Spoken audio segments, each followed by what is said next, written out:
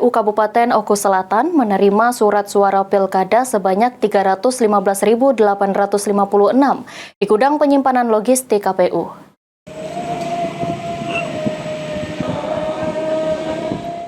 Menggunakan truk surat suara calon bupati dan wakil bupati peserta pilkada tahun 2024 tiba di gudang logistik KPU Oku Selatan, Kelurahan Batu Belang, Kecamatan Muara II.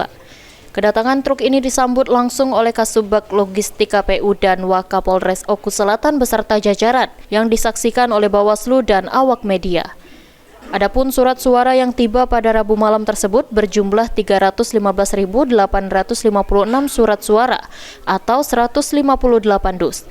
Ditambah 1 dus berisikan 2.000 lembar surat suara cadangan untuk PSU. Dari 159 dus surat suara yang tiba, terdapat 1 dus yang basah akibat terkena hujan saat di perjalanan. Namun setelah dipastikan kondisi surat suara yang ada di dalam dus masih aman dan layak digunakan. Oku Selatan pada hari ini menerima logistik berupa surat suara pemilihan Bupati dan Wakil Bupati Oku Selatan dengan jumlah 159 dus. 1 dus itu surat suara PSU.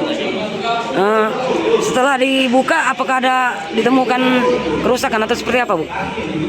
Setelah dilakukan bongkar, terdapat 1 dus yang basah. Langsung dibongkar, disaksikan oleh Bawaslu dan kepolisian. Isi di dalamnya surat suaranya aman. Artinya tidak berpengaruh walaupun ininya tadi basah? Ya, tidak terpengaruh oleh dus yang basah, surat suara di dalamnya tetap aman. Setelah ini nanti ada tahapan apa lagi, Bu?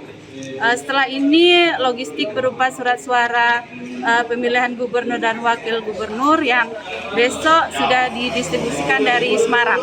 Artinya dalam 1 hari 2 hari ini tiba di Oku Selatan ya? Ya, untuk surat suara gubernur dan wakil gubernur diperkirakan di tanggal 21 Oktober 2024 tiba di gudang KPU Oku Selatan.